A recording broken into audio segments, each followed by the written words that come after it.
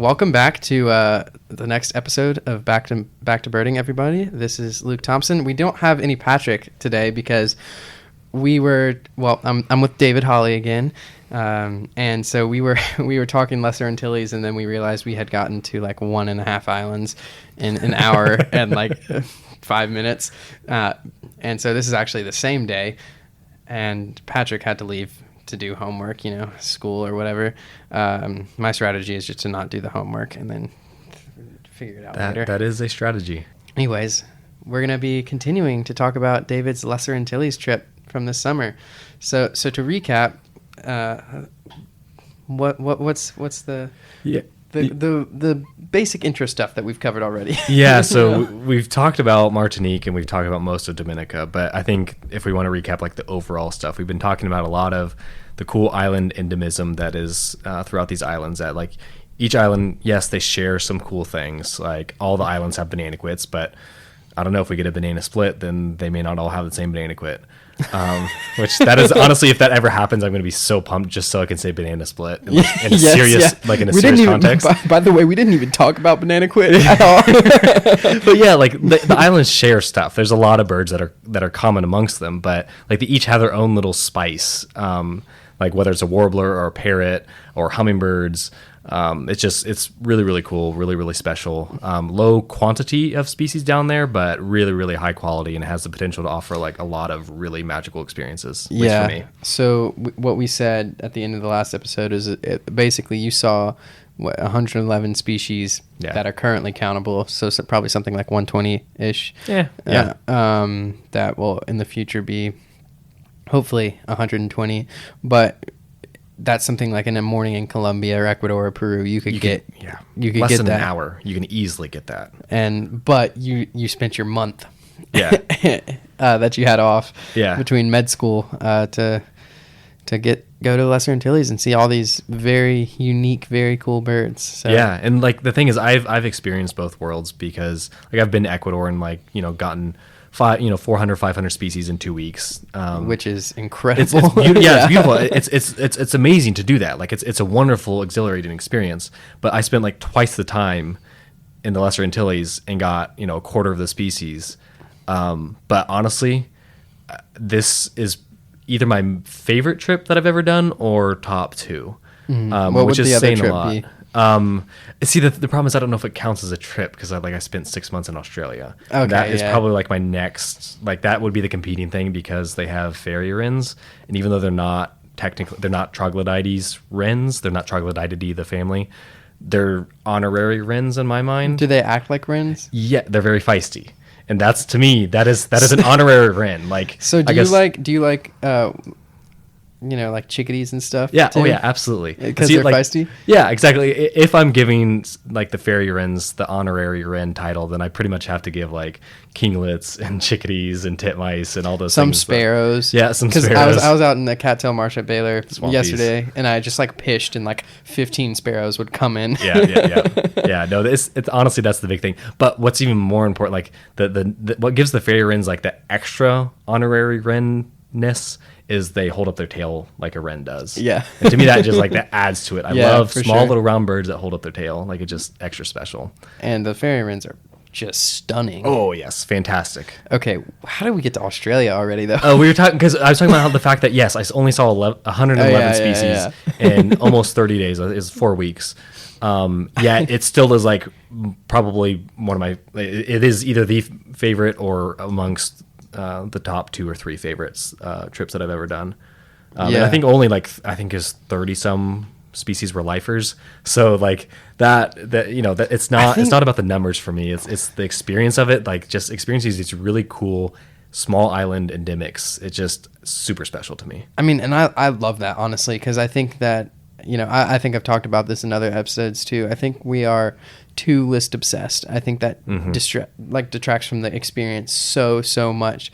And I'm guilty of it. I think we all are guilty of it to an extent where we're always looking for that next tick on the list. And I'm really trying to take myself away from that because it really I think some of the best moments in birding are you could even be like with a common species, like yesterday I got a great experience with swamp sparrow. You know, I've Yeah. seen thousands of swamp sparrows, but you know, I was like, this is really sick to see. You know, you make a noise and 15 swamp sparrows fly at you. You know, Right. That's what it's about, because if we're too focused on like the number of ticks, or even just ticks in general, the longevity of the joy that birding brings you is limited to the amount of time and money that you have to be able to travel somewhere to get that new bird. 100%. And so by focusing on like transferring the focus onto something else, it allows you to like keep that joy, that spark alive, even just in, you know, in the cattail marsh with the swamp sparrows. Like that's what it's about. And I think another thing is like the longevity of the joy that you're feeling in the moment too. Yeah. Like, cause I think once you tick a bird, it's barely even joy sometimes. Sometimes it's relief. If you're thinking, like I did a county big year a couple years back, and it was like relief instead of excitement a lot of the times. And, you know, and then you just feel down after missing a bird sometimes, I think. And, you know, if you're like take away from that and like you just try and appreciate everything, I think, and not do it for the list, I think it really helps make birding a more enjoyable experience. 100%. Yeah. So, here we are talking philosophy of birds. I love it, man. I love it. This is some of my favorite stuff to talk about. Like with, especially like, it's hard to get this point across to birders sometimes. But like I talk about this type of stuff with some of friends of mine. Like I have a friend who's really into diving, and we talk about this stuff a lot. And then my friend and mentor Ben Holt, who's the salamander guy, we talk about this a lot. Like I think so. He kind of doesn't like birders, and I think that's a big part of why, because you know he doesn't love the obsessive chasing after stuff type thing. And you know I think because I've been around those people for 3 years, I've been like, wow, you know, I see exactly where you're coming from. You know? Yeah, and like on that topic too, with like if we're trying to circle back to the trip here, like I definitely took way longer than needed to cover these islands, because I specifically wanted to have like an extra day or two to just not have any target birds, to not have that focus of like, oh, I need to see a target bird. Yeah, I literally most of these islands I had an extra day or two where I just like, oh, what did I enjoy most while I was out there? Let's go back and do some more of that. Yeah, and that I think honestly that's amazing. makes a huge difference in how the trip feels, because it's not just like target relief. It's just like you actually get to experience the island, and like and even because I knew I had that flexibility, I didn't necessarily have like that target relief mindset. Whereas like I knew I was like, okay, even if I don't see it today, it's like I have plenty of time, so I'm just going to like try to enjoy. Oh, there's a euphonia over here posing really well. I'm going to spend 30 minutes with it, even though I still have target birds that I need to see. Yeah, that's amazing. I love that. I like if you can do that, absolutely do that. Not everybody can do that. Thankfully for me, since I had the summer off from school, and because things are very cheap down there, like I did things very, very cheaply. I had that flexibility to do that. Yeah. Okay. On the topic of how cheap it was, how much, like if you don't mind me asking, how much was like the whole trip? Whole trip, from travel, rental cars, the gas, the lodging was around $3,500 for me, which for 28 days, which is really good. All things considered, like you can do that more cheaply in Central America. However, considering all the transfers between, I'm having to transfer eight different times because I went to 9 islands, ferries, planes. That includes, by the way, that total includes flights to and from the U.S. as well. Wow. So all in all, like it was relatively cheaply done. I mean, and that's like a month. And that's pretty, with a ton of transfer, because obviously if you went to say like Costa Rica and spent a month there, but you didn't have to like transfer countries, which is what I was doing every time I went to a new island, is that you're just literally going to a new country, but you just were able to like use the public transport, because I've done that in Costa Rica where you hop in a bus and it's like $5 to go several hours on the bus, and you can do stuff super cheaply. But considering that I've had an island hop, like I feel like that's all pretty things good. considered, Yeah, for sure. And everything was Airbnb as well. Like I looked for hostels, I looked for hotels, I looked for all the options for lodging. And Airbnb was hands down the cheapest way to do it. And it was really cool because I got to talk to some really cool people. And I think that's also a pretty cool experience from travel, is, you know, you get to talk to the locals, you know? Yeah, it's beautiful. Like I had on one of my bonus days in Martinique, which we didn't even talk about, because I had talked to my Airbnb hosts. They weren't birders, but they were like big like hikers. They loved to experience the natural aspects of Martinique. They told me about this really cool hike that I could do.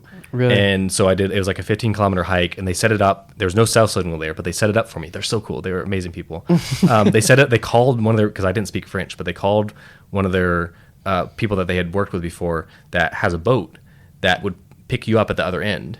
And so like we had a preset time that I'd go meet them on the beach. They'd pick me on the boat and drive me back because it was a long hike. It was several hours. It was like a 4 or 5 hour hike because it was rough terrain and rainy and stuff. But yeah, instead of having to do it a 2-way hike, I got to experience much more of the length of that trail. It's essentially like Martinique's version of the Appalachian Trail, which is, which Martinique is a tiny, tiny island. But like that's what it's like. You got to experience a lot of the island, and then the boat ride back was beautiful. And I would never have experienced that, A, if I didn't have the extra time program into my trip, and B, if I wasn't in an Airbnb where they told me like, hey, this is a beautiful hike and a beautiful boat ride back, you should do this. And they set it up for me because I would not have been able to set it. Because there's no, it's not like you can go online and be like, oh, boat that will pick you up after this hike. No, that's not, it's literally just word of mouth. Yeah. And since they had done it before. And then making those connections. Yeah. That's and awesome. And also like he told me, that my Airbnb host, he was like, yeah, I mean, this is Martinique. We're in an island. Like he'll probably pick you up there at that time. But if he's not there at that time, wait a little bit. If he just doesn't pick you up, because that's a possibility, because, hey, we're on the island, he may have had something else to do and forgot, then just like walk an hour to the nearest town. He showed me where to go, where there would be cell service, and I could call him, and he said, I'll come pick you up, which is just, it's just really cool. Like, yeah, and like, it seems like they're so willing to help. Yeah, absolutely, because if he had had to do that, it would have been like an hour and 15-minute drive for him to come pick me up. But he was totally down to do that if it happened. That's awesome. So, I love that. Yeah. I think I'm sure sometimes on birding trips people miss out on that sort of connection. I feel like that's something that can easily happen, and I think and I could easily see myself doing that. And I think it's something to keep in mind, is just like make connections with the locals, talk to the locals. 100%. Yeah, actually, like at one of the I guess we haven't talked about St. Lucia, but we did talk about the St. Lucia thrasher, the white-breasted thrasher. When I walked out, so this is like on St. Lucia, they're much more difficult on St. Lucia than they are in Martinique. There's like one primary spot where pretty much all birders go to see them there. It's called the white-breasted thrasher spot, right? Yeah, that's literally the eBird hotspot. It's called white-breasted thrasher spot. It's a random spot on the side of the highway. But on the side of the highway, there's like a gravel pull-off, and there was this fruit stand set up, and there were people selling fruit. And when I walked out, after seeing the thrasher, there's this guy called me. His name was David. He called me over. He's like, hey, man. So I go over and start talking to him. And he's like, what are you doing back there? And I was surprised because I'm like, oh, this is like an eBird hotspot. I assumed that people would know by this point because it's been there for years that, but no, he had never talked to anybody. He has a fruit stand there all the time. He had never talked to anybody, or nobody had ever talked to him, I guess, about what they were doing. There are groups of birders that go there quite frequently. And so I talked to him for a few minutes. I was like, yeah, there's this really cool bird. I showed him pictures of it, and he's like, oh, cool, man. Yeah. We ended up having quite a conversation because he was showing me all his tattoos and stuff, and like he had tattooed David. I was like, oh, that's a good name. He's like, yeah, that's my name. I was like, hey, that's my name too. And so like we just had that little bonding moment over that, and like I hope now that he knows that like that bird, there's a cool bird back there that like if he sees people going back there, then like hopefully he'll be able to talk to people out there. Like, hey, did you see the thrasher back there? Yeah. But then and that could help him get business too. Yeah, right? For real. And I think that's also a thing, is like you should try and support the local economy when you're going somewhere. 100%. I was buying the cost that I gave you didn't include food, because food was such a negligible cost that I didn't even like calculate it in, because I basically lived on bread, nuts, and fruit, and there was so much amazing fruit from the local vendors that I just walk through in the street and stuff and get like bananas and mangoes and stuff like that. And it's just like I lived on that. I lost a ton of weight, but it was great. I felt energized. Like So did you like bring bread and nuts, or did you buy it there? So you're not allowed to bring stuff like nuts, but I did bring a lot of like I brought a lot of like flatbread. Yeah. You can pack a ton of that because it's very small and doesn't take up a lot of room. I know I got a bunch of like peanut butter and stuff in the stores because it's relatively cheap compared to other things, and then a bunch of bananas. Yeah. And bananas and bread was like kind of the staple. Then if there were other fruits, depending on where I was, the different islands had different things that were going on in the fruit stands. But yeah, some people are probably like listening to this like, what is wrong with David? Oh no, man! Like if I can cut corners like that, I will cut corners when it comes to cost. Yeah, and like food is one of those things. Like I'm a weird my friends call it the snake meal, where like when I'm birding, honestly sometimes when I'm not birding, but like if I'm traveling and birding, oftentimes what I do is I am out birding all day. I don't eat anything. I don't even notice it, and then I get back like 3 or 4 in the afternoon. I'm like, oh, I'm starving, and then I eat like one giant meal, and then I wake up and repeat the same thing. Do you eat breakfast at least? No. Wow. Very, very rarely, because really? I just like get up and go. I'm just not hungry. We haven't even talked about anything else in the islands. Before we leave Dominica, I did want to talk about forest thrush there. Okay, yeah. Because this was another surprise. This is another reason that I love the Lesser Antilles so much, is because I had a lot of surprises along the way. Where like I feel like when I've gone to like Costa Rica or Ecuador, I guess those are super super birded countries though. I've never been like truly surprised or shocked by like, oh, I didn't expect that or I didn't know that. So like the first one was with the Martinique white-tailed nightjar, where just like I heard it, but I didn't think it was a bird because it sounded nothing like the mainland birds. Yeah. Well, with the forest thrush, this isn't one that I had seen. There were only a few photos on eBird of the Dominica forest thrushes, and I noticed like they are extremely white-bellied. Like they looked very different than the birds on Guadeloupe or Montserrat. And so I kind of knew, it was like, okay, like that is a distinct subspecies. But what I wasn't prepared for, once again, was the sound. I get to the location where I was hoping to see the forest thrush, step out of the car, and like I hear a thrush. Like the forest thrushes are Turdus thrushes. So that's like American robin, right? Yeah, the same genus as American robin. And so because I had seen already at that point several Turdus thrushes, both in Central and South America, as well as in the islands, like spectacle thrush is a Turdus thrush. Yeah. In last episode, vibes kept on coming up. Turdus thrushes have a certain vibe that even if you had never listened to any other recording of any other Turdus thrush species, if you have extensive experience with our American robin here in the United States, there's a certain vibe to their song and to their calls that you'll kind of recognize, like, that's a cousin of the robin. I've there's like some, I can't remember this exact species. There's some like species of Turdus thrush that's like endemic to one island in the middle of nowhere in the Pacific. Oh, yeah? Yeah, and I like listened to the audio of it and I was like, that sounds almost exactly like a robin. Yeah. Wow. Yeah. Yeah, exactly. Like the call note, like that high pitched call note that they do.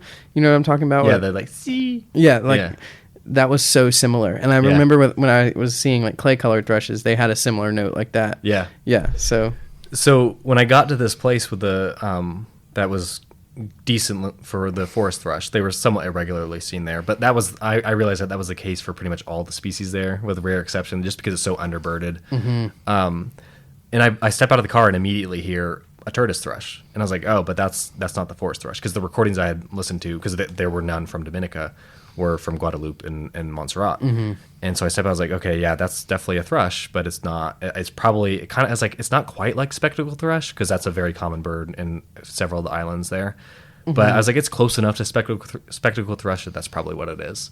And so I start walking in there, and I get closer to the bird, and it was really hard to see. The forest thrush are really, really skulky.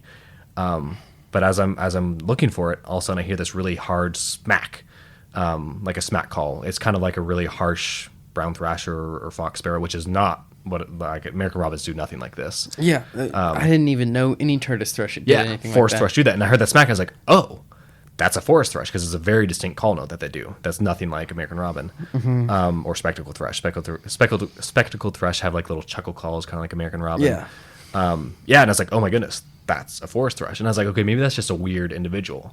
But so I eventually saw that bird, extremely white-bellied, and I was like, this is a spectacular looking bird, because they're pretty much all brown on their upper parts, but on their belly they're clean white. And then once you start getting up towards the chest, it's like the white feathers have brown edges that gives it like a fish scale look all over the chest. Is beautiful. Honestly, one of the top Turdus thrushes in my opinion. Really? And so I kept on walking that trail and came across several others doing this same exact song. And so then I got recordings of them, because I'm like, this is very distinct from the Guadeloupe and Montserrat birds, and not only visually, but their songs are so different. And I actually got a recording of a forest thrush doing like a minute-long solo of just like mimicking other birds, like really, really well. A forest thrush? Yes, like doing mimics better than northern mockingbird.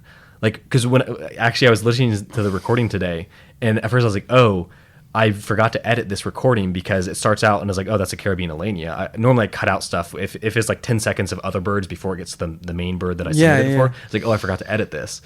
And then I was like, wait a second, and it moved on to something else. And I was like, oh no, this is the mimic recording. I'd forgotten about the mimic recording, where it did like these beautiful mimics, imitations of other local species. I don't think that's unique to the Dominican forest thrush, but I think it is something that forest thrushes do. That's crazy. Yeah, just really, really cool. Do you know which? Oh, there it is. I found it. That's Caribbean Alania. This sounds like a mockingbird. Yeah, but better. Like the you know, usually mockingbirds, like I can tell like there's a certain quality to it that it's not a perfect mimic. Like every now and then they'll do some things that are pretty spot on, but like it was doing really spot on stuff. That's crazy. Yeah. Wow. Yeah. And so like it got me really excited because this is something that like I had no idea that they sounded so different from the other subspecies. And then it's mimicking. Like, yeah, yeah. The mimicking, I'm sure that the others do that as well. It just hasn't been documented as far as I could find on eBird or Xenocanto. But it was just really cool that the song itself sounded so different. They look different. I'm like, this is probably a split waiting to happen. Like again, it's one of those situations that if these two subspecies were on the mainland U.S., they would have been split decades ago. Yeah. It's just because they haven't done a lot of research, I'm assuming. Because that's not even a subspecies for eBird. Like, you know how eBird will have that's crazy. Yeah. Well, I just looked at the pictures. There's so much white on the Dominican birds. Whereas Guadalupe and Montserrat, the scaling that I was talking about goes all the way down almost to their vent. Yeah, that's wild. Yeah. Wow. So I was really, really excited that I had planned time to go see that because I was basically going to see that location on my way back to the ferry dock to leave that morning. Because I didn't realize just how different they were because I was like, oh, they're really, really easy on Guadalupe, so I wasn't that stressed about it. But I was like, you know, I have plenty of time. I would kick. It's way out of the way, but I was like, I'm going to kick myself if I don't go to this location. At least try. And then they're different. Yeah, that's different. Amazing. Yeah, because I initially when I was there for like the first 20 minutes, I kept on hearing this bird deep in the forest because they're very skulky. Didn't like to come out, and I was like, oh, it's probably just a weird spectacle thrush. But yeah, sure enough, it's just a weird subspecies, I guess, of forest thrush. I love that. That. Yeah. So that was Dominica, and then after Dominica, where did you? Guadalupe should be much shorter because this is the one where I only had one day there, and that was planned because the only true endemic they have there is Guadalupe woodpecker. It's strikingly similar to a Lewis's woodpecker in some ways, right? Yeah, no, and vibe as well because they are very large and crow-like. Like because Lewis's woodpecker, that's oftentimes the impression that I get when I see them flying, especially is like, oh, it's like a crow. And that's kind of how these guys were too. Large, all dark woodpecker. With this beautiful maroon purple sheen on their chest. Oof. It's just fantastic. Yeah. Yeah. Wow. And they're the endemic to Guadalupe. It's really the only true endemic that they have there. I would have liked to have more time there, but you know, I had to pick and choose where I wanted to spend more time. You only had so many days. Because I did have a limited amount of time. But yeah, so Guadalupe, there's one national park that you can go to that has Guadalupe woodpeckers, bridled quail dove. They're on other islands, but Guadalupe is like by far the easiest. They were literally walking around in the parking lot when I pulled up at sunrise. And just very tame because there's this cool. This is when I wish I spoke more French because as we were talking about like talking to local people and just hearing their perspective on things, there was this really cool lady there that fed the birds at this at the entrance to this trail. She set up a little souvenir type shop thing because it's a place where the tourists go big time. Guadalupe is definitely more touristy than Dominica, not at all touristy.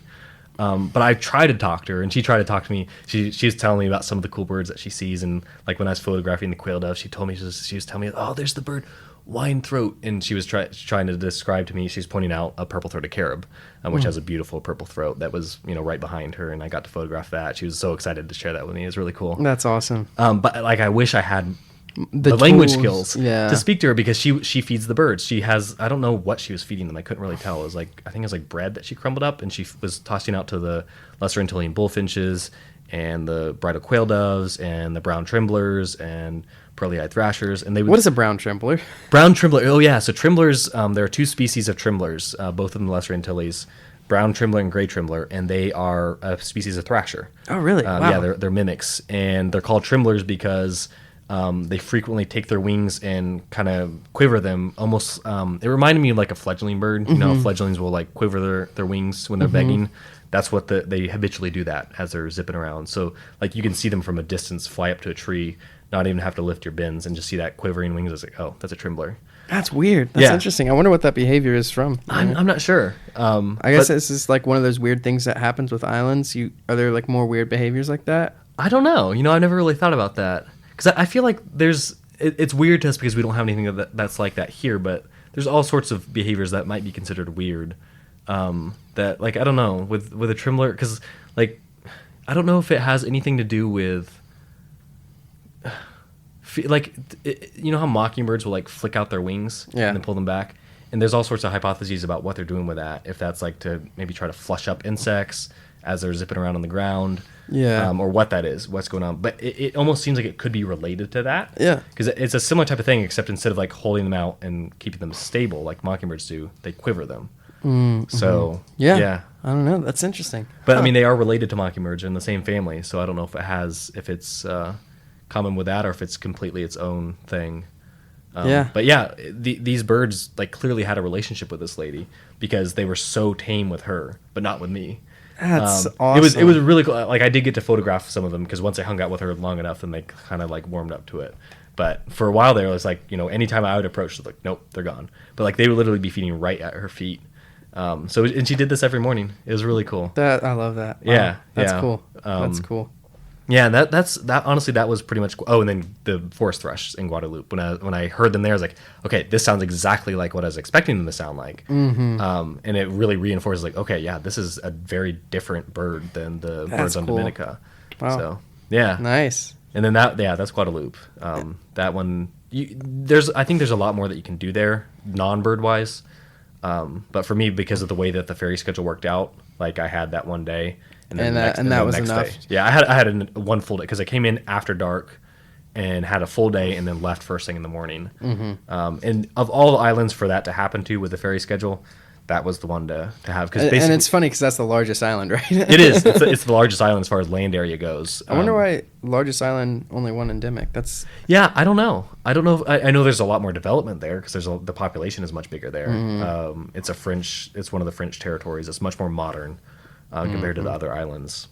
Yeah, maybe that's it. I mean, it could be a lot of other random things as well. It could be just random geographical stuff. It could be random past weather events because, like, you know, a single weather event can completely wipe out populations of birds as we've seen with other islands. So yeah, I don't really know the details of the biogeography of Guadeloupe, but I will say it's one endemic is a high quality bird. Like that is Guadeloupe woodpecker is. Woodpeckers are such a cool group of birds. Yeah, I had a lot of fun with those guys because it was like really the only special thing that I wasn't going to get to see again. I got to really focus on them, and I spent several hours with them on this one trail and just had a juvenile bird, which was really cool. But yeah, that's amazing. Wow. Yep. And then after Guadeloupe, there we go. Where did you head off to? Took an 8-hour ferry. Did you see any birds on there? No. So interestingly enough, on the shorter ferry rides, I saw cool birds, but this one, I was out there for almost the entire 8 hours and saw almost nothing. I saw a few random like sooty terns, and I think I saw great shearwater at one point. Mm-hmm. But yeah, I mean, I talked to some cool people. That was fun. Like, because I'm out there with my giant camera and binoculars and people are like, "What are you doing?" Yeah, because most people were like there for going back. Martinique and Guadeloupe are by far the most visited by tourists because of the French. Because they're French territory, so a lot of European tourists come because no passport is required because they're French, so they're part of the European Union technically, so they can travel freely between those two islands. Wow. So yeah, I talked to a lot of, and I think a lot of people assume that I spoke French because I guess because I look like a white dude in a French colony. So. Yeah, exactly. So they come up and start talking French, and like the one phrase that I did learn is "Je ne parle français" or something like that, where I don't speak French. And so then they, thankfully, because the European school system generally does better with second languages than the American school system. Yeah. Most people did speak English to some degree, and so we were able to communicate some. But I got lots of questions like, "Oh, what are you doing with the camera?" I'm like, "Oh, looking for birds," and that led to some cool discussions. That's cool. Yeah, because that was a long ferry ride. Because all the others, because I'd hopped, it was 2 hours between the other islands, and then I went from the far northern ferry island to the far southern ferry island. And that makes sense, right? Yeah, well, because that's how it worked out with the schedules. Because I started out in Martinique, and so went from the third most island to the second northernmost island to the first northernmost island back to the fourth. Which in the previous episode, if nobody had listened to that, there's 4 islands that are connected by ferry: Guadeloupe, Dominica, Martinique, and Saint Lucia. The others are not regularly serviced by ferry, and you have to connect with them by flights, or if you charter a boat, I guess. Do that. So after a long 8-hour ferry ride, which I was hoping would be a mini pelagic, and it definitely was not a mini pelagic, ended up in St. Lucia that evening. and St. Lucia and St. Vincent have the most endemics of any of the other islands, but most of them are very, very easy. So my parents were scheduled to come in the next day. Their flight got canceled. They ended up not being able to come in until the next morning, or I guess it was early afternoon. So I had one morning by myself, and so I'm like, I'm going to try to like sweep these birds as much as possible so that my parents don't have to deal with, too much bird stuff. My parents love being outside. They love hiking and stuff, but I wanted to like minimize that as much as possible so that we could just enjoy our time together without having to think too much about the birds, and was able to get all but the nightjar in just a matter of like 3 or 4 hours. Wow. Which is great. St. Lucia birds are wonderful because they have their own peewee, which will be split, because it used to be split and for some reason it got relumped. I don't quite understand why. But the Lesser Antillean peewee is probably going to go the way of the Euphonia, where there's going to be Puerto Rican peewee, Lesser Antillean peewee, and then St. Lucia peewee. So Lesser Antillean peewee would be like on Guadeloupe, Dominica, Martinique, and then St. Lucia is very distinct from the others, and so it will likely have its own thing. But yeah, all the birds on St. Lucia are relatively easy, except for the Rufous nightjar. But St. Lucia wren, which is the thing that inspired the whole entire trip, they're not quite as easy as Dominica wren. But if you go to the right places, they can be pretty easy. Like Anse Chastanet is there's like a resort down there, but the road to it is like public. At least I think it is. Tons of people bird it, so I ended up walking. You treated it. Yeah, I mean, there's like 3 or 4 different resorts down there, so it's not like one resort owns the road. It's like it's a common access point to these resorts, which I definitely did not stay at. Way too expensive. But walking this road is fantastic for almost all of the endemics in St. Lucia. Except white-breasted thrasher and the Rufous nightjar are the only 2 endemics that you have to like make specific trips for on St. Lucia. But the St. Lucia wren is absolutely delightful. It's a thrasher build, like gigantic long decurved bill, white belly, like nothing like a house wren, but it is currently classified as one. But St. Lucia wren was the highlight. The anger is building within David. Oh right now. Yes, well, you get me talking about wrens and people not giving them the love that they deserve, and I will get very angry really quickly. Yeah. But St. Lucia peewees are awesome.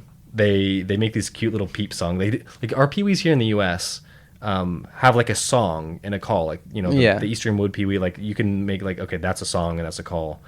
St. Lucia peewee, from what I can gather, they're all the recordings I can find, and they're even labeled as a song. It's just like a simple beep beep.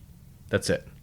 Wow. It sounds like a call note to me. It sounds kind of like how like olive-sided flycatcher, which is a peewee, does like a pip pip pip. Yeah. It's like that except double instead of triple. It sounds very similar to that, and apparently that's functions as their song. I guess I don't know. That's interesting. Whereas the Lesser Antillean peewee and Puerto Rican peewee, all of these are currently classified as Lesser Antillean peewee, but their song is like it's like a trilled rolling whistle, which sounds a little bit more like a song to me. In addition to having call notes. Yeah, wow. But yeah, Lesser or St. Lucia. So very different. Yeah, and they visually they look very different as well. Yeah. The St. Lucia peewee especially. Cool little things, and they have like a hint of orange, right? Yeah, especially St. Lucia peewee. Really? Yeah, St. Lucia peewee, like their entire belly is like orangey rufusy colored. Cool. Yeah, wow. Whereas Lesser Antillean peewee not as distinct. Like the contrast between the underparts and upper parts are not very distinct, like not as sharp. But like St. Lucia peewee, it's a very sharp distinction between its underparts being very orangey and the upper parts being more brown. Nice. Yeah. Wow. And then, St. Lucia warbler, which we had referenced previously in the first episode. Very common there. Very beautiful birds. It was my mom's favorite bird. That's awesome. Because they're very, like when we think of warblers, at least a lot of warbler species high up in the trees. Well, for the most part in St. Lucia, there aren't very many tall trees. And so these warblers are oftentimes down at eye level. They're very friendly. Amazing. Like everywhere we went, it wasn't just like in highly populated areas, but like even in the middle of nowhere, they're very friendly birds. They just have like no concept of fear so they'd literally be chasing insects like right at our feet. Super fun bird. That's incredible. We can jump to the other interesting bird would be like St. Lucia parrot. They have their own parrot there.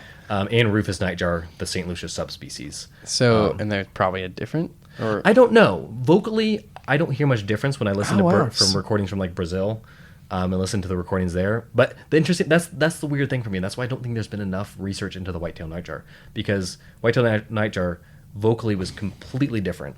But there's no Martinique distinction for eBird. It's just white-tailed nightjar. But there is a Rufous subspecies distinction that you can submit on eBird. Despite, like, I don't think there's much, to my ear, there's not much vocal difference. When I look at it on the spectrogram, it doesn't look that different. Yeah. I'm sure maybe with a statistical analysis, there might be some different, because the one thing that I did notice was, like, the introductory note. But as I listened to more and more recordings in Brazil, it didn't seem consistent. Yeah. There was a lot of overlap with what I heard in St. Lucia, so it's like, who knows? But, yeah, so now we can move on to the weird Wren in St. Vincent. So from there, we took a flight to St. Vincent, from St. Lucia to St. Vincent. It left on time? That was the one flight of the entire Caribbean experience that left on time. Wow. And didn't get canceled. That's not only did it leave on time, it didn't get canceled. That's the other three got canceled. It's not like they got delayed. They got canceled. But yeah, so we left on time. It was like, oh, wow. So all these things that I heard about the Caribbean Airways is like, oh, it's perfectly fine. They were just overreacting, and it's a negative bias that, they only leave a review when it's bad. Well, I'm actually thankful because that was the only time my parents flew inter-Caribbean with me. And so that experience was great. We didn't have to deal with that because, if I'm by myself, I can deal with whatever and it's annoying. But like when I have other people that I'm like, it's frustrating. It's very frustrating. So I was very thankful for that. We left on time, got to St. Vincent, and in St. Vincent, I was listening to a bird, in the distance, and I was like, oh, that sounds like a weird warbler. The one warbler that is unique to St. Vincent is the whistling warbler, which is an incredible bird. It's a crazy, incredible bird. It has nothing like the St. Lucia warbler or anything like that because it's a completely different genus. Honestly, if I had been the discoverer of that bird, I would not have recognized it as a wood warbler. Yeah, I would have been like, what is this weird wren, this tuxedo wren warbler thing? Like, it's clearly not a troglodytes wren or anything like that, but it holds its tail cocked up like a wren. It doesn't remind me of anything that I'm familiar with. Yeah, no, it's black and white. Like it almost reminds me of stuff that more I think of when I think of like Southeast Asia. Yeah. Rather than here, but somehow we have this weird little warbler thing here that the adults look like they're wearing tuxedos. Really, really cool. Very, very, very skulky. But the cool thing about St. Vincent is all of the endemics can be seen in one national park. And so went up there and enjoyed views of, dozens of St. Vincent parrots, which are very unique Amazonas parrots. Like they're like, it's hard to describe. Like they're very bronzy on their back, but when they fly, they truly look like a rainbow. And like their colors is very like pastel. It's like a color scheme that I'm not used to on parrots. Yeah. Because normally parrots are pretty aggressive with their color. Exactly. Like green, red, blue, like nice, clear primary colors. Yeah. But these guys is like very pastel. It's really beautiful. That's awesome. Yeah, and whistling warblers are by far the most difficult bird on St. Vincent because they are incredibly skulky. Like more skulky than a lot of tropical wrens that I've run across. Like they almost remind me of a tapaculo, but an arboreal tapaculo. Yeah. I don't know if there are arboreal tapaculos or not. All the tapaculos I've experienced are like ground dwelling, sneaky little. They act like mice, essentially, where they're like zipping around. Mouse of the trees is what a whistling warbler is. Yeah, that's essentially what it is. They're incredibly skulky. Excuse me, and just they were very, very, very difficult to photograph. The first time I was there, I got a brief glimpse of one. And I was like, I'm pretty sure that's a juvenile. I got blurry out of focus photos, but you could see the tail cocked up. Mm-hmm. And then when I went back the second time, I was like more prepared because I didn't realize how skulky they were going to be. So I was like really prepared. I was like, okay, he's going to give me like a brief appearance probably. Because usually I'll hear him and then like it comes up and I'll hear it again and it comes up and then it zips across and that's it.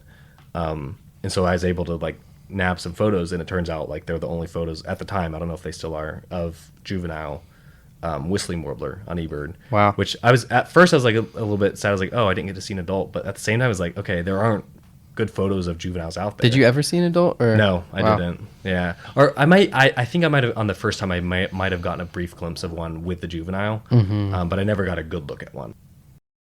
So St. Vincent. This is one, we were talking about locals at the beginning of this. Okay, so St. Vincent has some great offshore snorkeling that you can literally swim to. Wow. So I love snorkeling. St. Lucia does as well. Got to experience a little bit of that on St. Lucia. But on St. Vincent, some wonderful, wonderful snorkeling there, especially if you're willing to free dive. Because it's a little bit, the reefs are a little bit deeper than most people like for snorkeling, but I love free diving. So it worked out perfectly for me because there's beautiful fish down there. And it's also this site to snorkel at is the site of where the first Pirates of the Caribbean was filmed. The introductory scene of Jack Sparrow coming in, it was filmed there. The cool thing is, there's this dude that lives on the beach there. Like, when I say he lives on the beach, I literally mean, it's not like he has a house on the beach. He literally has like a tree house, but I wouldn't even call it a house, a tree platform that he lives and sleeps on. And he's lived there for decades. I think he said he was like 42, I think, at the time I was there. That's a cool life. Yeah, his name is Kenny. So if anybody... Yeah, if anybody goes to St. Vincent, please go to this place. I think it was, what was it called? I forget what it was called. I'm sure it's easily Googleable because it's the famous, right? Yes, exactly. At this point, it's a very dilapidated tourist, what some people would call like a tourist trap, because it used to be because Pirates of the Caribbean was early 2000s. And so back then, it was a very popular place for tourists to go. And you could see, like, when I went there, it's like, yes, you could see like these old, super faded photos and boards for Pirates of the Caribbean tourist spot. Very few people go there anymore. But I went there because it was good for snorkeling. Also, that was where I found my first St. Vincent wren, which when I first heard, I was like, what is that weird warbler thing? Because from a distance, if you don't hear the introductory notes, it sounds nothing like a wren. It sounds like a wood warbler. Yeah. Yeah, exactly. I've like, this was like one of the first things David told me about the trip, and I was like, yeah, I listened to it. It was like the weirdest thing in the world. It doesn't sound like a wren at all. Yeah, and so because my two favorite families are the wrens and the wood warblers, like, it's kind of the perfect combination. Yeah, that is your favorite bird now, right? Yeah, well, nightingale wren has been my favorite bird for a long time. That's gonna be hard to dethrone, but it is definitely up there. Yeah, because from a distance, like, it sounds just like a warbler. Once you get closer, you hear the introductory notes, and it's like, okay, I can hear the troglodytes influence there. But they're somewhat similar to St. Lucia wren in that they're like very white below. But anyways, after I photographed the St. Vincent wren there, I went down to the beach to kind of scout out where I wanted to snorkel for the next day. And this guy came up, super friendly dude. His name was Kenny. And if you go to St. Vincent, you have to go here and talk to Kenny. Tell him David sent you. He was so friendly. He told me so many stories. He was like, "Oh yeah, I was here." But it was literally, at the time, it was 20 years ago, because I think it's 2003 that the first Pirates of the Caribbean was filmed. He's telling me stories. He's like, "Oh yeah, Johnny Depp was here, and I got to talk to him. He was drunk the whole time, like literally the whole time he was filming it, he was drunk." Well, that explains a lot for how he was walking. It works with the character. Yeah, no, it absolutely does work with the character. But it turns out like some of the goofy walking that Jack Sparrow did may not have been acted. It may have been like legitimate. I guess it's what they call method acting or something, where you like literally get into the mode of the character. I guess. Yeah. Wow. But like, yeah, it's really cool because you can go out and snorkel right underneath that big rock where in the opening scene of Pirates. I watched the first Pirates of the Caribbean before going to kind of get in the mindset. But in the opening scene of the Pirates of the Caribbean, or the opening scene for Jack, he's coming in on the boat and there's like this big arched rock in the water that has skeletons hanging on it. Yeah, pirates beware. Yeah, pirates be warned or something like that. Yeah. That rock is like you literally snorkel underneath that, which is really cool. And there's great fish there. But yeah, Kenny was such a G. He, I didn't bring fins with me just because they're very bulky. I brought my own mask and snorkel, but I didn't bring my fins. And he's like, he had fins there. I'm like, oh, like, could I like rent those from me? He's like, no, man, just take them. And so literally for 2 days, he let me take them. I tried to pay him. He's like, no. He's like, no, because he's like, I found these. Like, these are the beaches, fins. So he'd let me use the fins. That's amazing. Yeah, he's just a super, super fun guy. He was telling me all sorts of stories about the volcano eruption a few years ago. I bet he has so many stories. Yeah, like honestly, I wish I could have talked to him for longer. Like I could have spent a whole day just out there vibing with him. That's awesome. Yeah, such a good guy. Yeah, but that's what it's about. That's what, for me, that is like, yes, traveling is about finding cool birds, cool animals, cool plants, and just experiencing that. But then there's like the people that you meet along the way. Like that story, his story has to be like one of the most unique in the world. Yep. And here's the cool thing is his brother lives in Atlanta. Because he's telling me about that. He's like, yeah, my brother lives in Atlanta. He works in the airport. He's like, that's just a different life. He's like, that's not for me. My brother has money. He has a car. He has a house, all that stuff. He's like, that's just not for me. He literally is living on a tree platform. Like, how does he survive? Well, that's one of the cool things about the islands is like, it's not, for them, because this is something I learned from talking to Kenny specifically, is for them there, money, so this isn't true of all people there, but this is true of the population that lives like him. Because there is a subsection of the population on St. Vincent that like lives a somewhat westernized lifestyle. But for him and the large community of people that live like him, money is not a necessity. So how do you get food? He forages for fruit and stuff, and he's out there every day fishing. And he loves that lifestyle. Man, honestly, honestly, that sounds kind of like a dream. You know? I took some inspiration from that. Like, I think just given the culture that I've raised in, it would be a very, very shocking transition to live like that. But like, I did take some inspiration. It's such a beautiful thing what this guy has done with his life. Yeah, like for me, he was the definition of living in the moment, and that's something that I try to like channel in my daily life since talking to him. But I think the more of Kenny that we can channel, the better. I want to meet this guy. Dude, yeah, go. He'll be there. I mean, because he's been there for decades. Yeah, that's awesome.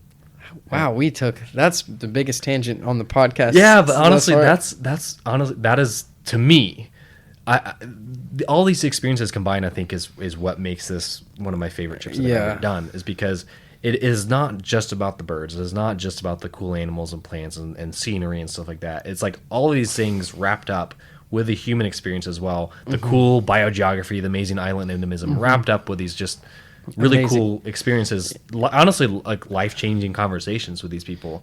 This conversation is probably going to inspire a change in this upcoming year for me. Yes, let's do it. Well, ideally, go in like February, March, April. That's generally when people go. I went during a very bad time of year for it.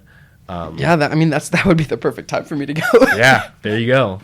Because February, March, April, that's the dry season. It's also before hurricane season, so I guess it's in the early part of hurricane season technically.